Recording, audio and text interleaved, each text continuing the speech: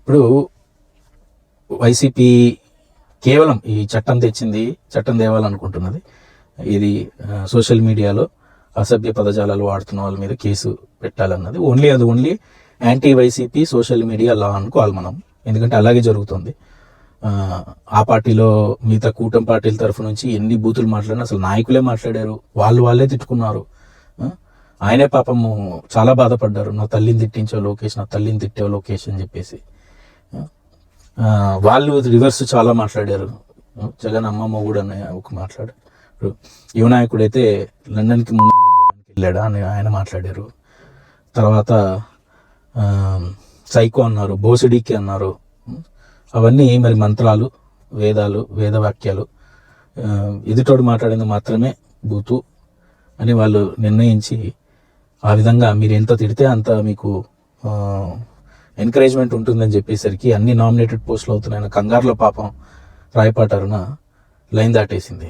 ఎందుకంటే ఇప్పుడు నేను తిట్టకపోతే, సరిగ్గా తిట్టకపోతే ఆవిడ నాకు ఏ పదవి రాదేమో అనుకుని కూతుర్లని, భార్యని, తల్లిని, విజయమ్మ గారి మీ క్యారెక్టర్ మీద అన్నిటి మీద పెట్టేసి ఆవిడ తిట్టేసింది. ఇంకా లాస్ట్ అటెంప్ట్, ఇంకా నాకు మినిస్ట్రీ రావాలంటే, పవన్ కళ్యాణ్ గారి దృష్టిలో పడాలంటే నేను ఇంకా కుటుంబ సభ్యులు మొత్తం లేడీస్ని, 3 జనరేషన్స్ లేడీస్ని తిట్టాలని చెప్పేసి ఆవిడ నిర్ణయించుకుని అది తొందరపడి తిట్టేసింది.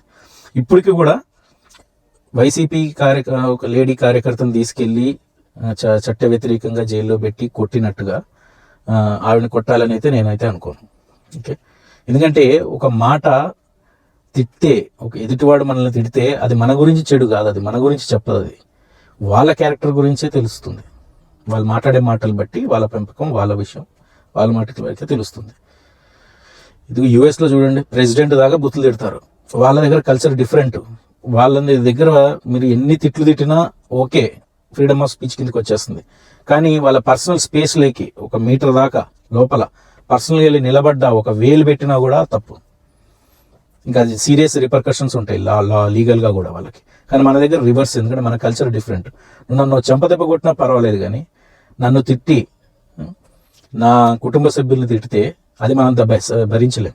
అందుకే బోసుడీకే అంటే వీళ్ళు తిట్టలేదు, మళ్ళీ తిరిగి చంద్రబాబు బోసుడీకే, పవన్ కళ్యాణ్ బోసుడీకే అనలేదు.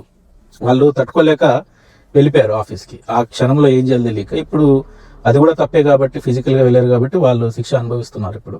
కానీ అసలు ఏమాత్రం టెన్షన్ లేకుండా తిట్టచ్చు, కొట్టచ్చు, చంపచ్చు, ఏమైనా చేయొచ్చు, మనకేం కాదని ధైర్యంగా ఉన్నది మాత్రం కూటమి కార్యకర్తలు, కూటమి సోషల్ మీడియా వర్కర్స్.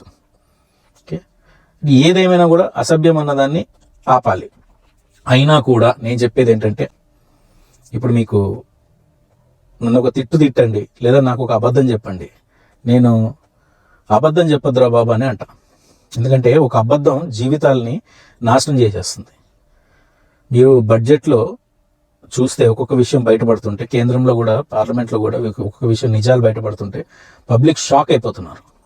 14 లక్షల కోట్ల అప్పు, రాష్ట్రం నాశనం అయిపోయిందని చెప్పి ఒకరు, 11 లక్షల కోట్లు అని చెప్పేసి ఇంకో పార్టీ, బీజేపీ పార్టీ అధ్యక్షురాలు పురంధేశ్వరి గారు, చంద్రబాబు గారు కూడా 12 లక్షలని, 13 లక్షలని, పవన్ కళ్యాణ్ గారు కూడా ఆ విధంగానే లక్షల కోట్ల అప్పులైపోయినాయి, శ్రీలంక అయిపోతుందా అని చెప్పేసి చెప్పారు. తీరా చూస్తే ఈ అసెంబ్లీలో బయటపడింది ఏంటంటే 6,49,00,00,000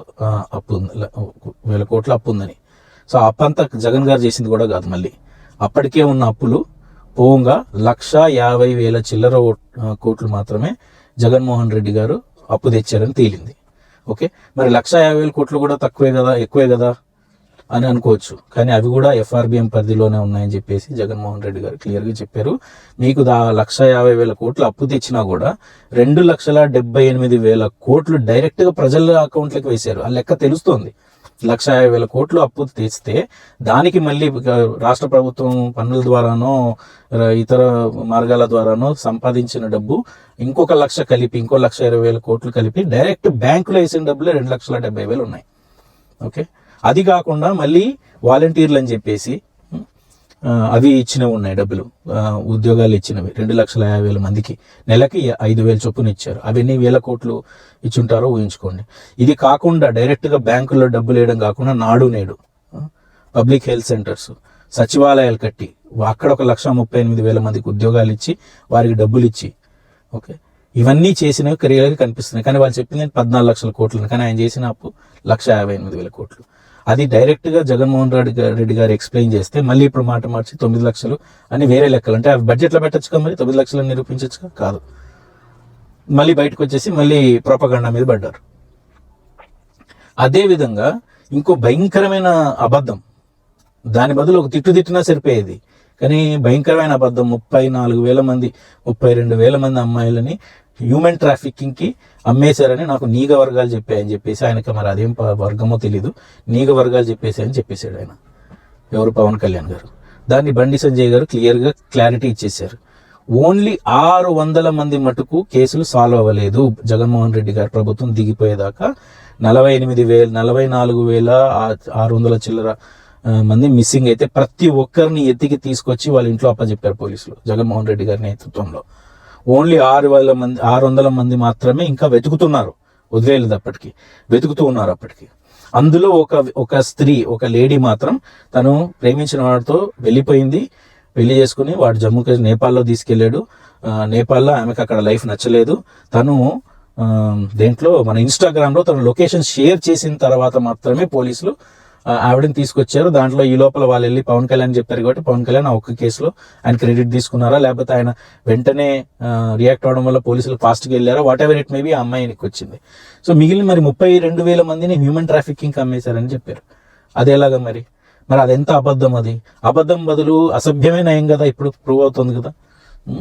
అసభ్యం నయం అని అనట్లేదు, అంటే కంపారిటివ్లీ కొన్ని జీవితాలను, ఒక జనరేషన్, ఒక రాష్ట్రం మొత్తం ఒక 10 జనరేషన్లు ఎన్నికెళ్లే విధంగా అయిపోయింది కదా ఇప్పుడు. ఆ అబద్ధాల వలన ప్రజలు నమ్మేసి, ఏది నీకు 15,000, నీకు 15,000, నీకు 18,000 అని చెప్పేసి, ఫ్రీ ఇసుక అని చెప్పేసి, ఫ్రీ ఇసుక కొనలేని పరిస్థితి అంటే ఇంకా మీరు అంతకంటే కామెడీ ఏముంటుంది చెప్పండి. ఇది ఫ్రీ అన్నారు అనుకోండి, ఏదన్నా ఇది మీకు ఫ్రీ అని, అబ్బో నా దగ్గర అన్ని డబ్బులు నేను తీసుకోలేని ఫ్రీ ఐటమ్ అంటే ఇంకా జోక్ అంటారు. ఇప్పుడు ఇసుక అదే పరిస్థితిలో ఉంది, అది ఫ్రీ అయినా తీసుకోలేని పరిస్థితిలో ఉంది. ఫ్రీ బస్సులు ఇంకా వదిలేయండి, మరి అదే మర్చిపోవాలి. గ్యాస్ బండలు సరిగ్గా బడ్జెట్ అలొకేషన్ జరగలేదు. ఇవన్నీ అబద్ధాలు కదా. అబద్ధాలు చెప్పడం వల్ల మిమ్మల్ని నమ్మి ఓట్లేసి ఎంత ఇదైపోయి ఉంటారు. వాలంటీర్ల జీవితాలు ఏమైపోయాయి అబద్ధాల వల్ల, మీరు గెలిచి వాలంటీర్ల జీవితాలు ఏమైపోయాయి, ఎంతమందికి ఇప్పుడు జీతాలు రావట్లేదు. అదే ఈ అమ్మాయిల విషయానికే వస్తే, ఈ 30,000 మంది అన్నారు కదా, ఇప్పుడు సేమ్ అసెంబ్లీలో ట్రాఫికింగ్ అంటే మిస్ అయిన వాళ్ళు ఏదో విధంగా దారి తప్పిపోవడమో, లేకపోతే ఎవరితోట వెళ్ళిపోవటమో, ప్రేమ సంబంధించిన వ్యవహారమో, లేకపోతే కోపం మీద వెళ్ళిపోవటమో, 10th క్లాస్ ఫెయిల్ అయితే కూడా ఈ మధ్య పిల్లలు అన్నీ కలుపుకొని బండి సంజయ్ గారు లెక్క చెప్పేశారు. కానీ హ్యూమన్ ట్రాఫికింగ్, కేవలం అమ్మాయిలని హ్యూమన్ ట్రాఫికింగ్కి కనిపించిన కేసులు 42 మాత్రమే అట. కానీ ఈయనేం చెప్పాడు? అబద్ధాలు, అసత్యాలే కదా. అబద్ధం అనకూడదేమో, అన్పార్లమెంటరీ అవుతుంది కాబట్టి అసత్యమే కదా అది. 32,000 మందిని వాలంటీర్లు తీసుకుని వెళ్ళిపోయి అక్కడ ఎవరో ఇట్లాంటి వ్యాపారం చేసే వాళ్ళకి అమ్మేసుకున్నారు, దాంట్లో వైసీపీ నాయకులు తోడుగా ఉన్నారు అని చెప్పి ఆయన డీసీఎం అయిన తర్వాత కూడా మొన్న కూడా అన్నారు. అవన్నీ అసత్యాలే కదా. మరి అసత్యం ఎక్కువ చేటు చేస్తుందా సమాజానికి, అసభ్యమైన పదం ఎక్కువ చేటు చేస్తుందా, మీరే ఆలోచించుకోవాలి. అది కూడా తప్పే. అది ఎక్కువగా మాట్లాడింది కూటమి వ్యక్తులే మాట్లాడారు. ఇప్పుడు ఈ రోజు ఎగ్జాంపుల్ రాయపాటి అరుణ గారు, ఆ అబ్బాయి స్వాతి చౌదరి, శ్వేతారెడ్డి అనేదో పెట్టుకునే అమ్మాయి ప్రొఫైల్ పెట్టుకుని చేస్తుంటాడు అబ్బాయి. అంత జుగుప్సాకరమైన భాష, అంత జుగుప్సాకరమైన వ్యక్తిని నేను ట్విట్టర్ మొత్తం హిస్టరీలో చూడలేదు. అట్లాంటి వ్యక్తి, వాళ్ళందరినీ మీరు ఎంకరేజ్ చేస్తున్నారు కదా.